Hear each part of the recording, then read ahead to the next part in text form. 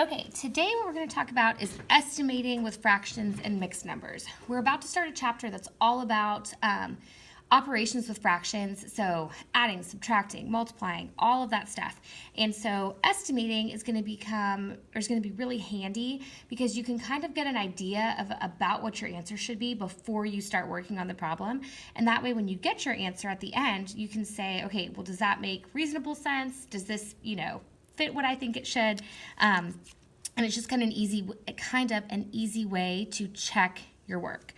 Okay, so it says a benchmark is a convenient number that's used to replace fractions that are less than 1.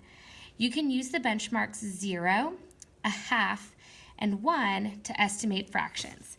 Okay, so 0, 1/2, and 1. Okay, and we're going to use 0 to estimate. It says when the numerator is very small compared to the denominator. So for example, if I gave you 2/9, right? 2 is really small compared to 9. What if I gave you something like 1/8?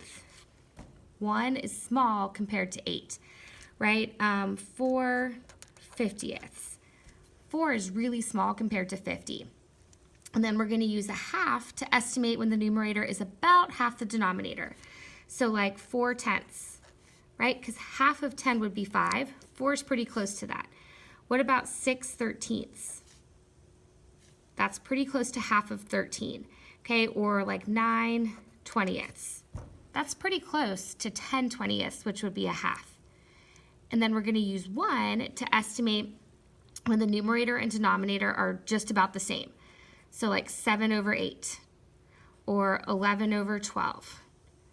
Or 12/14, right? 12 is almost 14. 11 is almost 12. 7 is almost 8. So these benchmarks are going to be helpful. Okay, so let's talk about benchmarks, and then kind of as we work down here, I'll talk about what are called compatible numbers. Okay, so 7/8, how would we estimate that? That's about 1, right? 7 is close to 8. 4/9, that's pretty close to a half. So we're going to estimate this as 1.5. Okay, 5/12, that's about a half. 1/15, this is way smaller than 15, that's about 0. So that's a half. 3/5, that's a half, right? 3 is almost, or is a little bit over half of 5. And then 1/8 is 0, so 1/2. Okay, 7/8, that's really close to 1. 5/9 is closest to a half. 1 whole pizza, if you take away half of it, you're left with half. Okay, so let's look at this 8 1/5. Okay, so is that closest to like 8, 8.5, or 9? That's close to 8.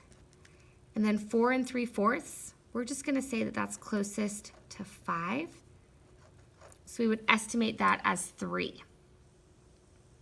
Okay, 8 1/4, that's closest to 8. 11 7/8, that's really close to 12.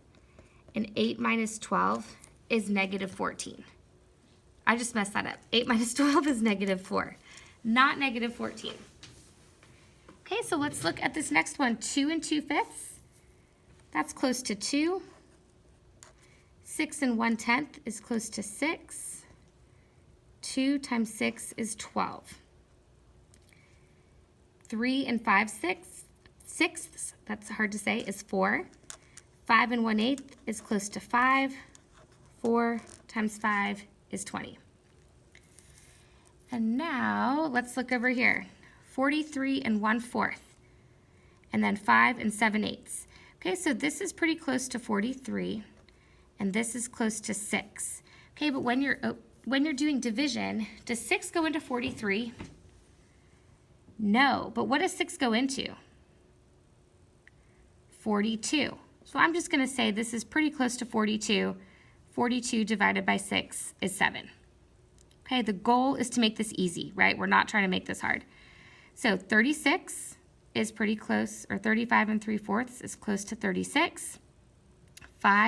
let's make that, I think that should have been 5 1/2, not 11/2, is close to 6. 36 divided by 6 is 6. 8 1/8 is close to 8. 5 11/12 is close to 6. 8 times 6 is 48. And then down here, 22 7/8. This is pretty close to 23. Divided by 3 5/6, that is close to 4. Okay, does 4 go into 23? No, but a compatible number would be 24. 24 divided by 4 is 6. And that's how we're going to estimate it.